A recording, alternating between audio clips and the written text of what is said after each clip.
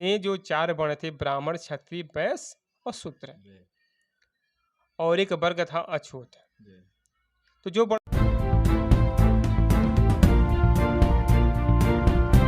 नमस्कार, मैं हूं धर्मेंद्र कुमार और आप देख रहे हैं डीके न्यूज़। हमारे साथ बातचीत करने के लिए एडवोकेट यशवंत भारती जी हैं। आइए एडवोकेट यशवंत भारती जी से जानेंगे, भारत का संविधान लागू है, भारत का संविधान लागू है, फिर भी जात व्यवस्था खत्म नहीं हो रही है। आइए एडवोकेट यशवंत भारती जी से जानेंगे कि जात व्यवस्था खत्म कैसे होगी, हम बताएं। नाम एडवोकेट यशवंत भारती। जी, चैनल देखने वाले साथियों को बहुत बहुत धन्यवाद। नमस्कार, जय भीम, नमो बुद्धाय।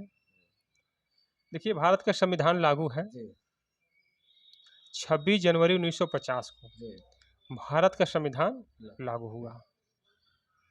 आपने बात किया है जाति व्यवस्था की। जी, ये जो जाति व्यवस्था है, जी, ये जाति व्यवस्था को समझने के लिए आपको इतिहास में थोड़ा सा जाना पड़ेगा कि ये जाति व्यवस्था आज भी कायम है। जी, भारत का इतना विशालतम संविधान लागू होने के बाद जी, जाति व्यवस्था हावी है जी, और सारे क्रियाकलाप जाति व्यवस्था के हिसाब से हो रहे हैं, जी,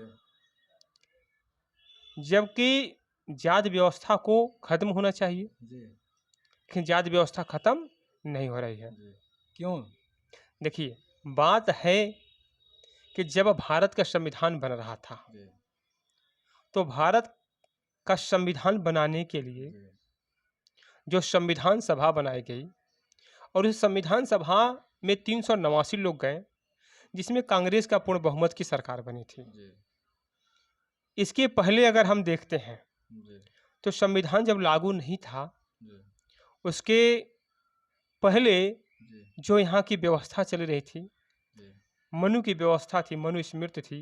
जी, उसके बाद अंग्रेज आए यहाँ पे, अंग्रेजों ने तमाम कानून बनाए, जी, लेकिन उन कानूनों के बावजूद भी जी, जो बड़े व्यवस्था थी, जी, बड़े व्यवस्था में जो जाति व्यवस्था है, जी, वो चली आ रही थी। जी, लेकिन जब भारत का संविधान बन रहा था, जी, तो संविधान निर्माताओं को जी, मौका मिला था कि जाति व्यवस्था को खत्म कर सके, जी, लेकिन लोगों ने जाति व्यवस्था को खत्म नहीं किया। जी, अब ये देख लीजिए कि मनु स्मृति में जो चार वर्ण थे ब्राह्मण क्षत्रिय वैश्य और शूद्र, जी, और एक वर्ग था अछूत। जी।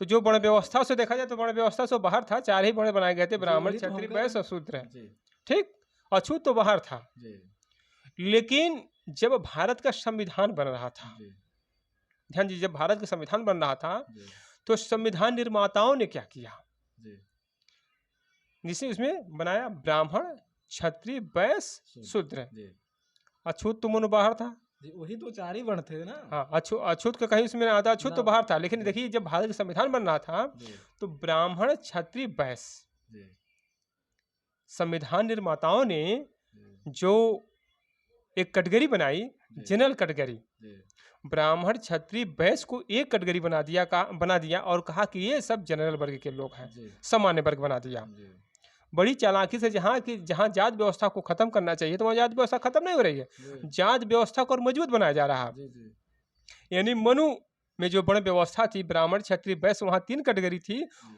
वही से संविधान में 3 कैटेगरी को उठाकर एक कैटेगरी बना दिया गया, जिसको कहा गया जनरल वर्ग, यानी सामान्य वर्ग। जी, उसके बाद ओबीसी बनाया गया। जी, तो जो शूद्र वर्ण था, जी, उसको ओबीसी वर्ग में रख दिया गया। जी, फिर एससी भी एसटी बनाया गया। जी, तो जो अछूत था, जो आदिवासी थे, उसको जी, एससी एसटी बना दिया जी, गया। जी, बाकी लोगों को माइनॉरिटी बना दिया गया। यानी सेम जी, बड़े व्यवस्था को उठाकर, जी, ठीक है ना, भारत के संविधान में बहुत ही आसानी तरीके से उसे जाति व्यवस्था में, यानी वहाँ वर्ण था, यहाँ वर्ग बना दिया गया। जी, मनुस्मृति का जब कानून चलता था, जी, तो वहाँ वर्ण व्यवस्था थी, ब्राह्मण क्षत्रिय वैश्य और शूद्र, और यहाँ बना दिया गया वर्ग बना दिया। एक जनरल वर्ग होगा, जी, ओबीसी वर्ग हो गया, जी, एससी वर्ग हो गया, जी, ठीक है ना, माइनॉरिटी वर्ग हो गया। तो इस हिसाब से देखा जाए जी, तो मनुस्मृति की जो व्यवस्था चली आ रही थी, जो जात व्यवस्था चली आ रही थी, उस जात व्यवस्था को संविधान निर्माताओं ने इस भारत के संविधान में एकदम हूबहू रखने का काम किया, मात्र थोड़ा सा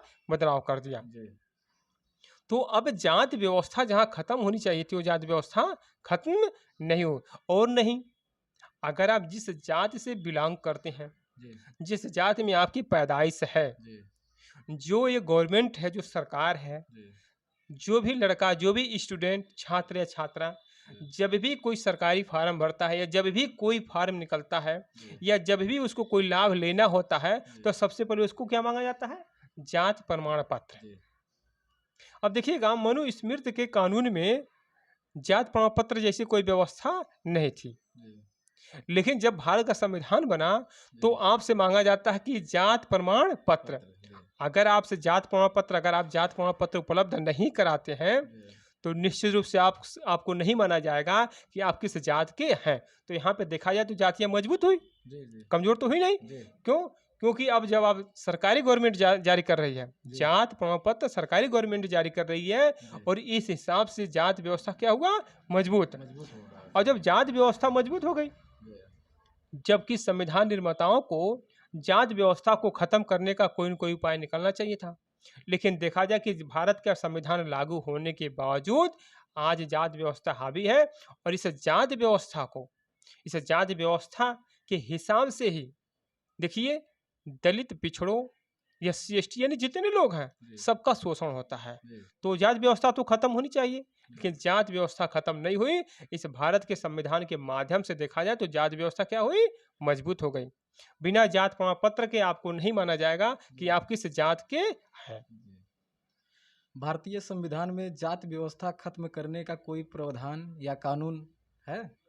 देखिए, जी, अब तमाम संगठन जी, लोगों ने बनाए हैं जी, पूरे देश में, जी, तमाम डॉक्टर अम्बेडकर के नाम पर, जी, महापुरुषों के नाम पर, जी, तमाम लोगों ने, जी, तमाम बुद्धिजीवी वर्गों ने तमाम संगठन बनाए हैं, जी, और बड़े-बड़े मंचों से हल्ला करते हैं कि जात व्यवस्था खत्म होनी चाहिए। जी, और वो हल्ला कब करते हैं जात व्यवस्था खत्म होनी चाहिए? जब उनके साथ जात के आधार पर शोषण होता है तब। जी, देखिए, हो क्या रहा है? दो मुँहा साँप या दो धारी तलवार। जी, एक तरफ जब इनके साथ जात के आधार पर जब शोषण होता है तो कहते हैं कि जात व्यवस्था खत्म होनी चाहिए। जी, दूसरे, उस जात का लाभ लेने के लिए लोग जात प्रमाण पत्र बनवा रहे हैं। जी, अब ये दो धारी तलवार कैसे काम करेगी? जात व्यवस्था खत्म कैसे करेगी? देखिए, भारत के संविधान में ऐसी कोई व्यवस्था नहीं है कि जी, जात व्यवस्था को खत्म किया जाए। अभी तक ऐसे कोई प्रावधान नहीं दिए कि हाँ, अगर आप जात प्रमाण पत्र नहीं देते हैं, तो निश्चित रूप से किसी भी सरकारी संस्था का लाभ आपको मिलने वाला नहीं है। अगर आप जात प्रमाण पत्र नहीं देंगे तो आपको जनरल कैटेगरी मान लिया जाएगा। जी, अगर आप एससी से हैं, तो आप एससी में जिस कास्ट से बिलोंग करते हैं, उसका जात प्रमाण पत्र आपको देना है। जी, अगर आप पिछड़े समाज से हैं और जिस कास्ट से आप बिलोंग करते हैं, उसका जात प्रमाण पत्र आपको देना पड़ेगा। तो यहाँ पे जात व्यवस्था बहुत मजबूत हो गई है, और वर्तमान में देखा जाए कि जात व्यवस्था इतनी मजबूत हो गई है, खासकर उत्तर प्रदेश में जात व्यवस्था तो बहुत हावी है, जी, और जात के हिसाब से हर काम लोग कर रहे हैं। तो ये जो डॉक्टर अम्बेडकर के नाम पर, बुद्ध जी के नाम पर, फूले के नाम पर, पेरियार के नाम पर, ललई के नाम पर, ये तमाम लोग इस देश में तमाम संगठन बनाए हैं, जी, और ये लोग कहते हैं कि जात व्यवस्था खत्म होनी चाहिए। लेकिन जब इन बुद्धिजीवी वर्गों से पूछा जाता है कि भाई आप लोग इतने बड़े बड़े संगठन चला रहे हैं, ये जात व्यवस्था कैसे खत्म होगी? हुँ, तो इनके पास कोई जवाब नहीं है। और अगर आप कहते हैं कि नहीं, संविधान के माध्यम से जात व्यवस्था को मजबूत बना दिया गया, जी, तो ये लोग आपकी बातों को मानने वाले नहीं हैं। एक तरफ जात व्यवस्था का लाभ लेंगे, दूसरे तरफ संविधान जिंदाबाद के नारे लगाएंगे। तो बुद्धिजीवी वर्गों को, इस समाज के जी, जितने भी बुद्धिजीवी वर्ग हो, चाहे वो किसी भी जात, किसी भी धर्म, किसी भी संप्रदाय के हैं, लोगों को समझना चाहिए कि जात व्यवस्था कैसे खत्म होगी। इस पर बुद्धिजीवी वर्ग को चिंतन मनन बैठकर समझना चाहिए, जी, और समझने के बाद कोई हल, कोई उपाय निकालना चाहिए कि ये जात व्यवस्था कैसे खत्म होगी। क्योंकि जब तक जात व्यवस्था खत्म नहीं होगी, तब तक जो विकास होना चाहिए, जी। वो विकास नहीं हो पाएगी। आपके हिसाब से जात व्यवस्था सही है या नहीं है?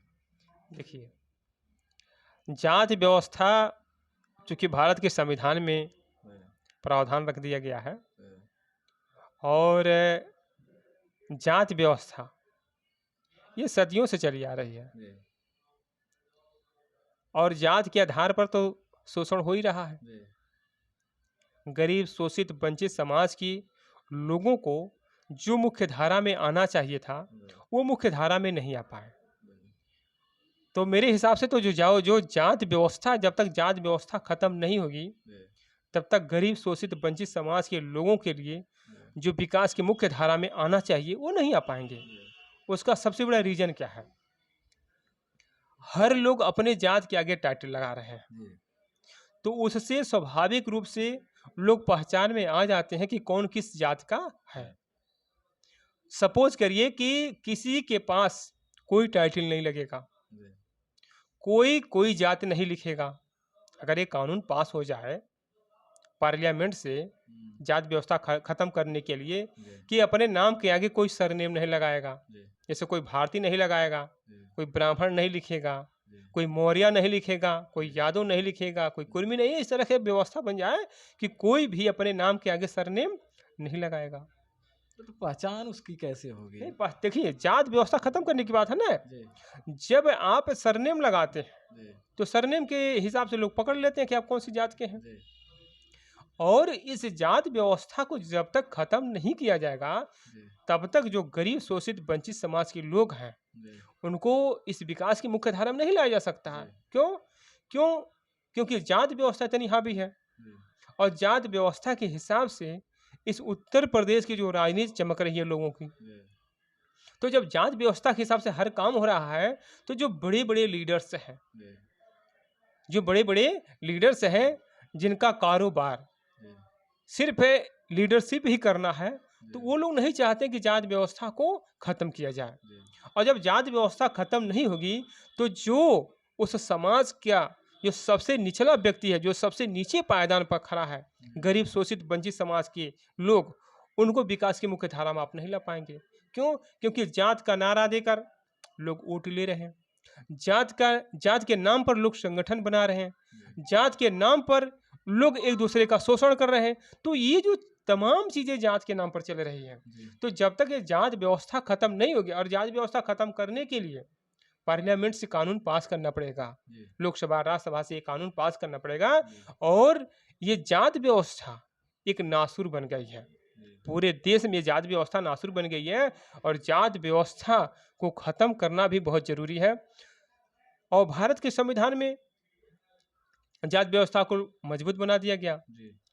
तो अब गरीब, शोषित, वंचित समाज या इस देश के उन तमाम लोगों की जिम्मेदारी बनती है जो बुद्धिजीवी वर्ग है, जो समाज को, जो देश को इस विकास के क्रम में लाना चाहते हैं, जो देश को, समाज को आगे बढ़ाना चाहते हैं, उनके नैतिक जिम्मेदारी बनती है, उनका नैतिक दायित्व है कि वो बैठकर विचार विमर्श करें कि ये जो जात का दंश है, ये जो जात व्यवस्था है, ये जात व्यवस्था कैसे खत्म होगी, इस पर विचार विमर्श लोगों को करना चाहिए।